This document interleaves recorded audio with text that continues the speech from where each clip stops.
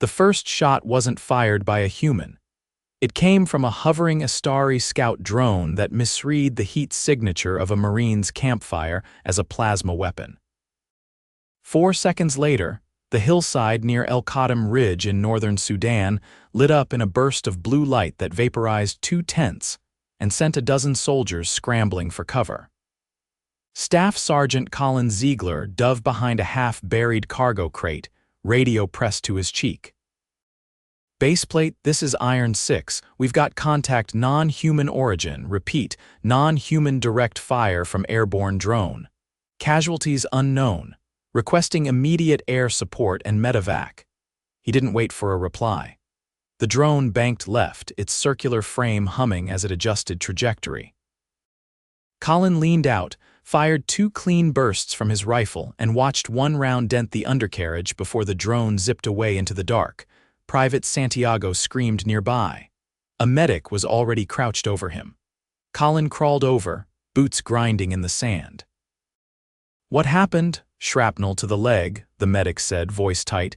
"He's bleeding fast," Santiago whimpered. "It was just a campfire."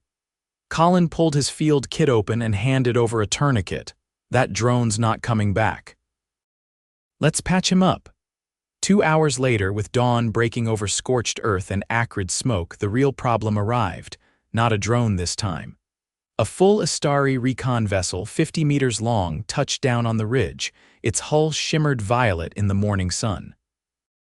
A ramp extended, and out walked the alien delegate. It had the posture of a diplomat but the gait of a predator. 8 feet tall, skin like polished slate, and 4 arms folded in front of its chest. Around its neck hung a harness of blinking translator nodes. "Identify your commanding officer," it said. The voice was smooth but cold. Mechanical yet fluent, Colin stepped forward, helmet clipped to his belt, sweat streaking the dust on his face. "That's me." Staff Sergeant Colin Ziegler, United States Marine Corps. "You're not authorized to engage Estari technology. Your weapons struck our scout." "Your scout fired first, killed 2 of my men." The Estari's eyes narrowed, 6 black dots shifting in unison. "We scanned a heat spike matching plasma discharge. A standard threat protocol was initiated." "That was a fire. For cooking." The Estari was quiet for a beat too long. "Our scans misinterpreted."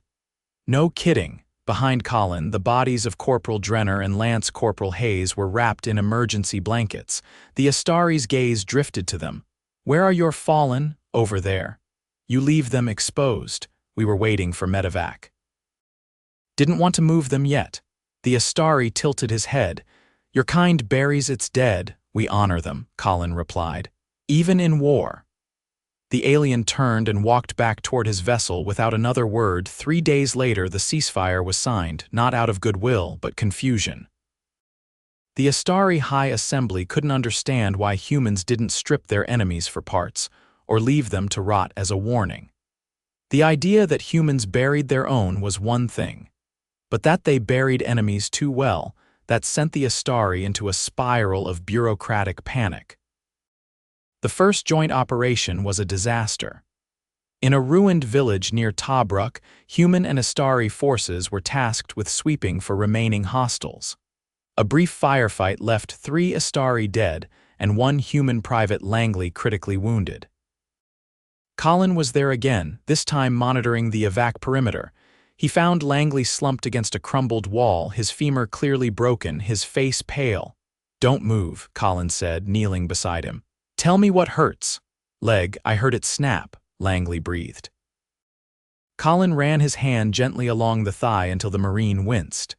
"Yeah, probably fractured. We'll get you scanned at base to confirm. For now, stay still."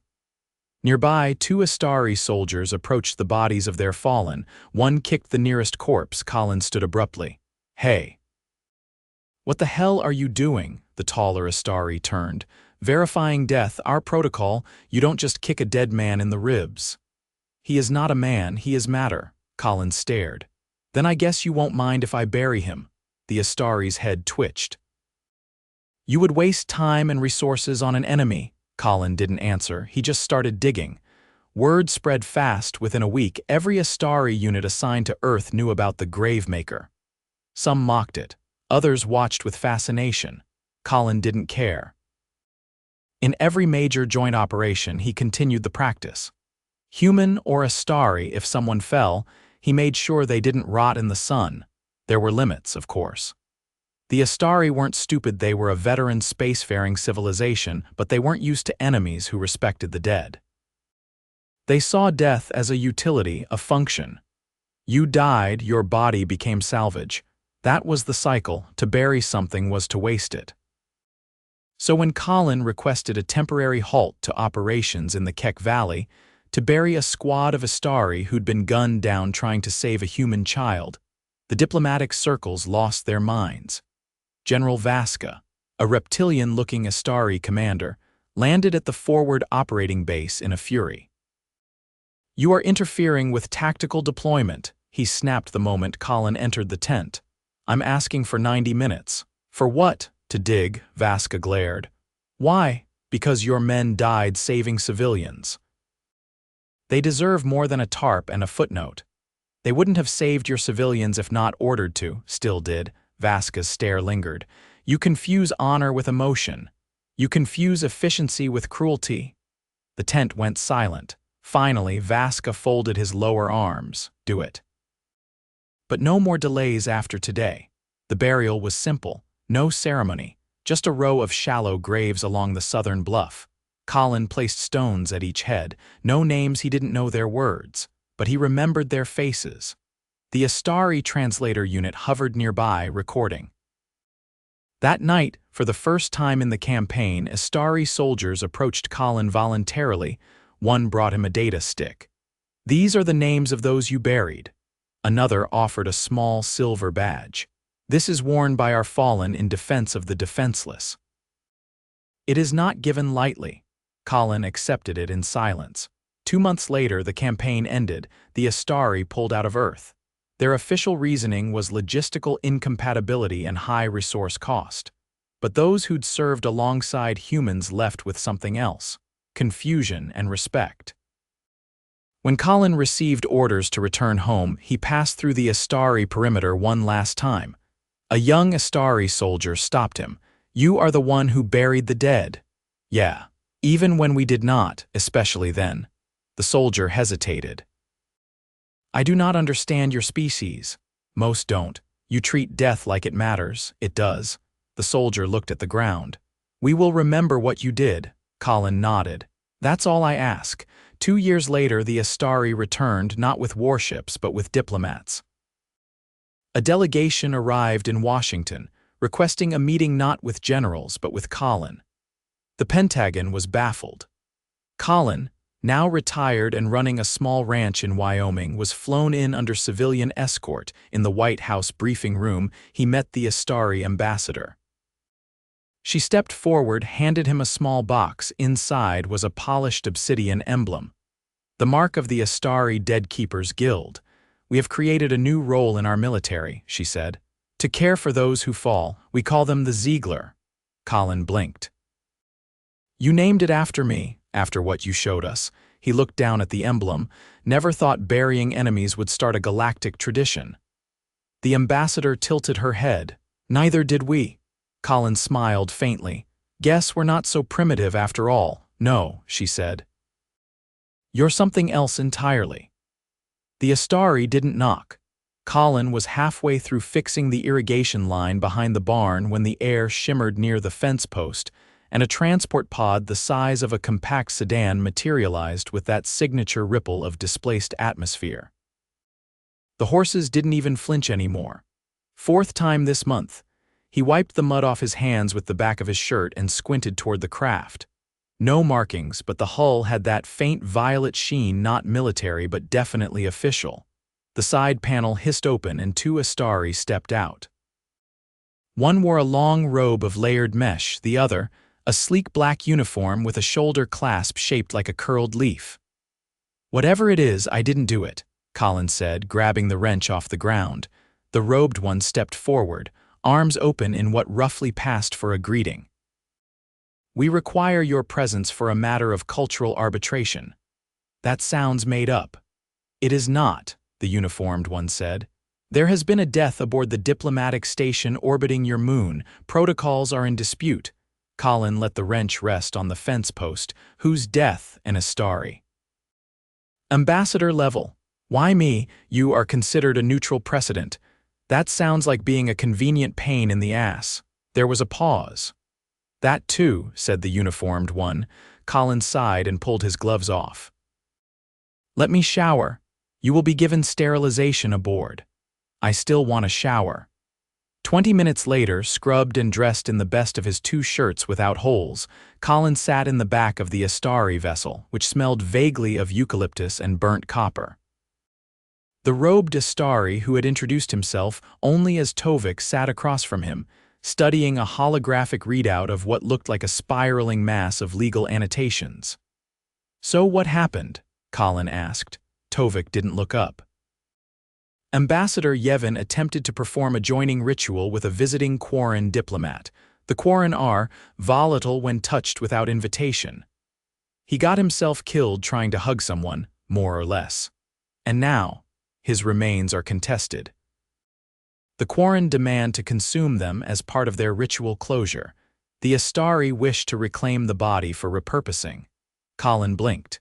You're telling me you flew all the way to Wyoming because you can't decide whether to eat a guy or turn him into furniture? We do not.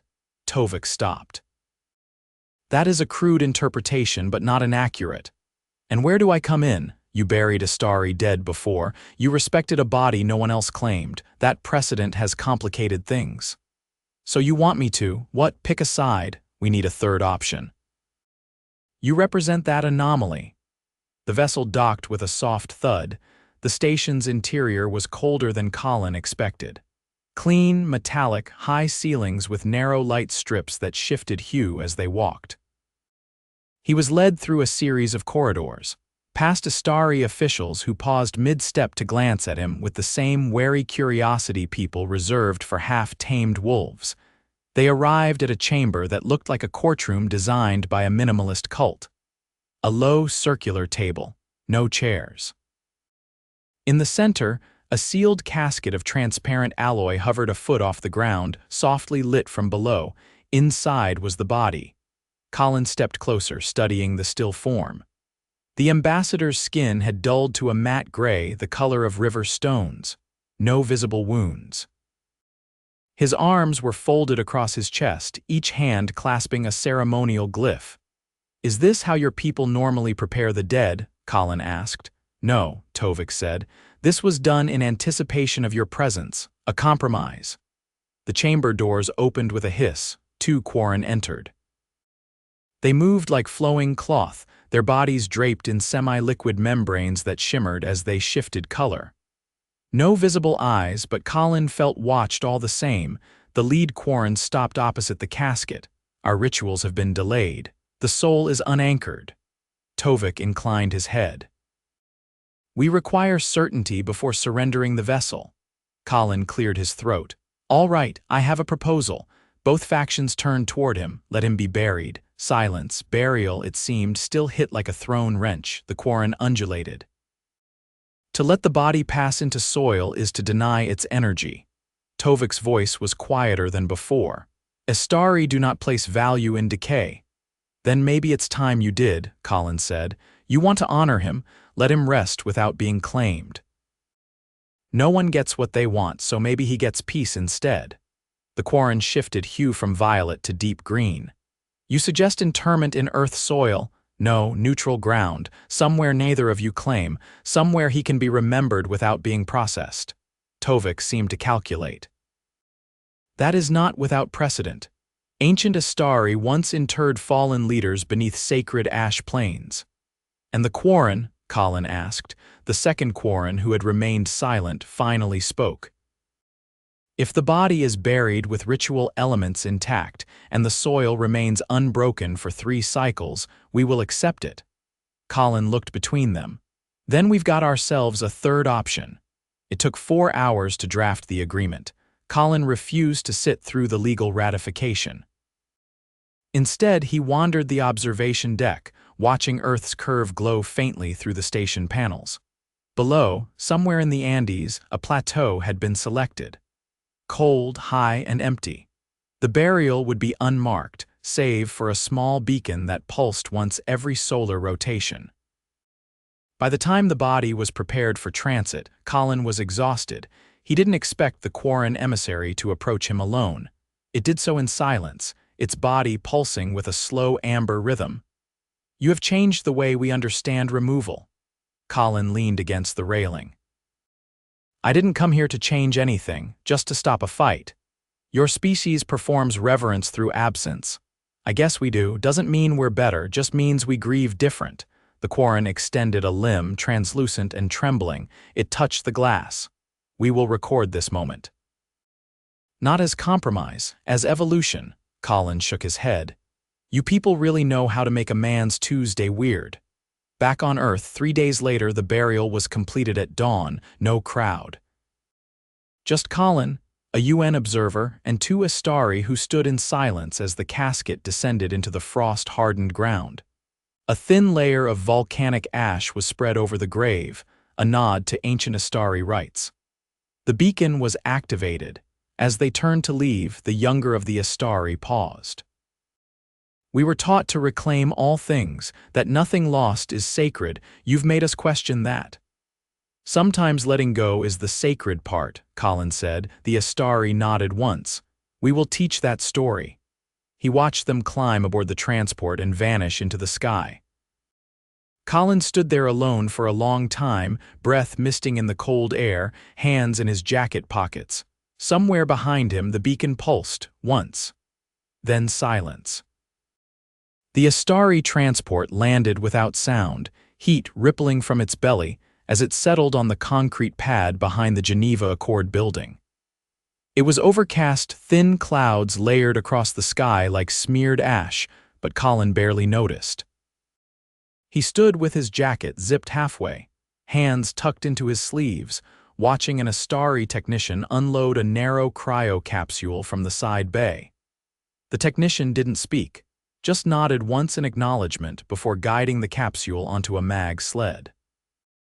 It glided forward like a leaf on still water. Colin followed it inside. The corridor to the arbitration hall smelled faintly of antiseptic and ozone. The floor vibrated with the hum of deep systems, some kind of reactor buried beneath the structure, he guessed. 2 Estari security officers fell in behind him as he walked. He didn't ask why.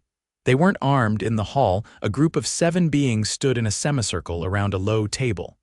5 were Estari. The 6th was a Selenari bone pale, tall, with skin that shimmered like pearl, and the 7th was a member of the Estari, a species that resembled a walking sculpture made of braided reeds and amber resin. The capsule slid into position near the table. Its front panel turned transparent, revealing the contents. A single Estari body, posture locked in the standard preservation pose, hands resting palm down on a smooth obsidian plaque. No visible injuries, no decay, just stillness. Colin exhaled through his nose. "Name?" he asked. One of the Estari, a female with narrow irises that shifted color every few seconds, stepped forward. "Senior Advisor Rilken, died during the Selenari transit collapse." "The what?" the Selenari answered without moving its mouth. Its voice came through a translator medallion suspended near its clavicle. "There was a pressure breach in our interstellar corridor. Estari personnel were aboard. Accident? No, sabotage, but not by anyone present." Colin knelt near the capsule. "Cause of death," the Estari female replied. "Pulmonary trauma. His lungs ruptured when the corridor decompressed. No time for masks." "Was he conscious when it happened?" "We believe so." Colin stood. "So why am I here?" The Estari shifted slightly. With a faint clicking sound, it extended a limb and touched the capsule's edge. "The body is claimed," it said, "by 3 parties. 3, the Estari woman tilted her head. "His family wishes him returned to the homeworld for reconstitution. The Selenari request a memorial entombment at the site of the collapse." The Estari. She hesitated. "Have a different request." The Atari's voice was steady. He gave his life stabilizing the corridor. We consider him kin. Colin looked at the body.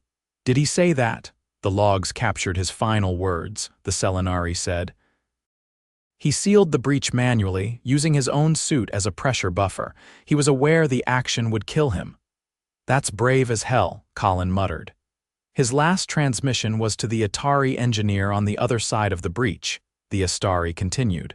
He said, "Tell them the gate holds." "Don't let the bridge fall," Colin crossed his arms. "So everyone wants to honor him, but no one can agree how." The Selenari nodded. "Precisely. Why not split the remains, cremate and share the ashes?" The Estari recoiled slightly. "We do not fracture our dead." Colin glanced at the Estari. "We do not burn what still teaches," it said, and the Selenari? They just stared back as if the question itself was tasteless. Colin rubbed his eyes. "All right, you have one body and three philosophies. You called me here because I'm the idiot who keeps finding fourth options." Silence. Then the Estari woman said, "Correct." He turned to the capsule. "Did he leave a will?" "Only a brief personal log. It references duty but no specific wishes." "Then we make a new path," he paced slowly. "You want to honor him as family. You want to entomb him as a sacrifice.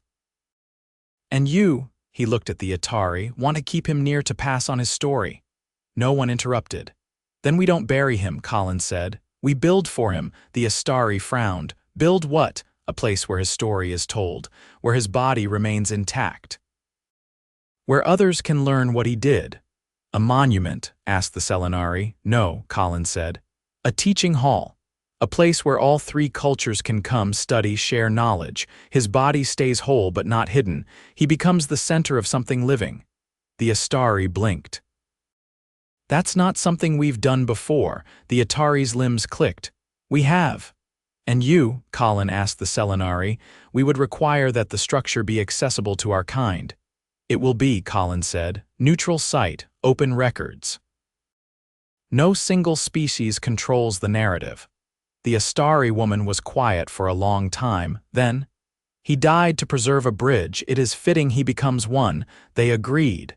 Construction began 2 weeks later.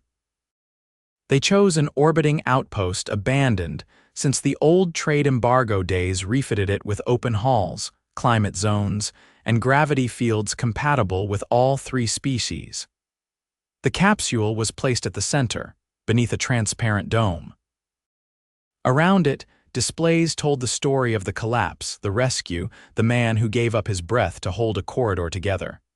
It wasn't a tomb. It was a classroom. When Colin visited 5 months later, he found a group of Estari students sitting cross-legged near the capsule. A Selenari lecturer floated nearby, gesturing with light threads as she explained the engineering flaws that had led to the breach.